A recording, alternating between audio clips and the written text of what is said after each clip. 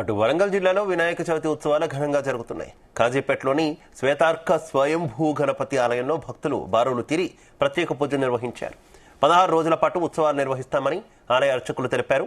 ఉత్సవాలపై మరింత సమాచారం వరంగల్ నుంచి మా ప్రతినిధి శ్రీకాంత్ అందిస్తారు.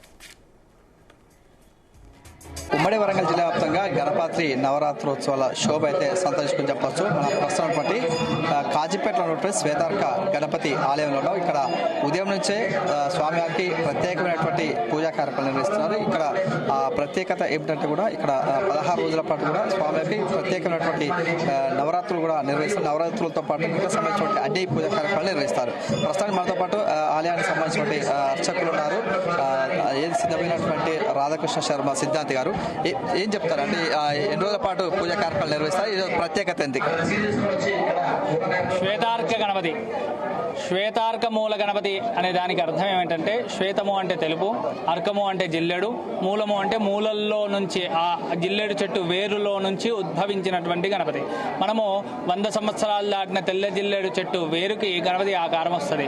మనకు అలా కాకుండా స్వామివారు సర్వ అవయవ సంపూర్ణుడై ఒక వ్యక్తిని కుర్చీలో కూర్చోబెడితే ఏ విధంగా ఉంటుందో ఆ విధంగా పూర్తి అవయవాలు కలిగి స్వయంభూగా మనం చెక్కడాలు కానీ మల్చడాలు కానీ లేకుండా ఆ స్వామివారు ఉద్భవించడం అనేది స్వయంభూగా ఏర్పడింది. ఈ స్వామివారు ప్రకృతి స్వరూపం.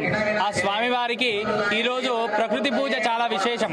వినాయక చవితి అనగానే మనము 21 పత్రములతో స్వామిని అర్చిస్తాం.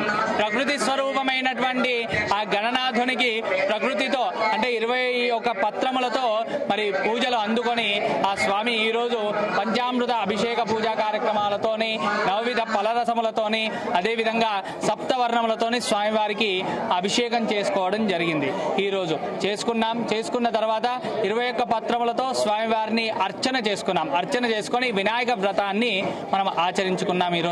ఈరోజు వినాయక చవితి సందర్భంగా మరి విశేషమైనటువంటి హోమ కార్యక్రమం కూడా నిర్వహిస్తున్నాం. మన దేవాలయంలో 16 రోజుల పాటు ఈ యొక్క ఉత్సవాలు నిర్వహిస్తాం. షోడశానిక దీక్షతో ప్రతిరోజు కూడా విశేషమైనటువంటి అభిషేక, అర్చన, హోమ, అన్నదాన కార్యక్రమాలు చేస్తాం. ఇందులో విశేషం ఏమిటంటే చివరి అంటే రాత్రి వేళలో సాయంకాలం ప్రదోషకాల పూజ అయిన తర్వాత మహారాజా మరి దర్బారు సేవా కార్యక్రమాన్ని కూడా నిర్వహిస్తాం. మరి వివిధ ప్రాంతాల నుంచి వచ్చినటువంటి కళాకారులు వారి నృత్య ప్రదర్శనలు కానీ సంగీత ప్రదర్శనలు కానీ ఏవైతే ఉంటాయో వారి కవులు వారి యొక్క కళలను స్వామికి అర్పిస్తారు. అర్పించి చతుర్వేదములతో స్వామివారిని అర్చించి పూజ చేసుకుంటాం.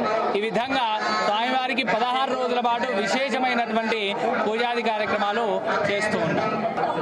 చూసుకొచ్చి కాజీపేటలో స్వయంగా వెలిసినటువంటి శ్వేతార్క గణపతి ఆలయంలో కూడా ఉదయం నుంచే భక్తులైతే ఇక్కడికి వచ్చి స్వామివారిని దర్శించుకుంటారు. అదేవిధంగా ఇక్కడ ప్రత్యేకమైనటువంటి పూజా కార్యక్రమాలు నిర్వహించడమే కాకుండా ఇక్కడ వినాయకుడికి సంబంధించిన గణపతి దీక్షను కూడా తీసుకోవడం జరిగింది. వారు 11 రోజుల పాటు అదేవిధంగా 21 లేదా 41 రోజుల పాటు ఈ యొక్క దీక్ష అనేది చేస్తామని చెప్తున్నారు. అదేవిధంగా ఈ రోజు నుంచి కూడా 16 రోజుల పాటు ఈ యొక్క ప్రత్యేకమైనటువంటి ఉత్సవాలు నిర్వహిస్తామని చెప్తున్న పరిస్థితి కల్పిస్తుంది. కెమెరామెన్ వేణుతో శ్రీకాంత్, జీతం న్యూస్, వరంగల్.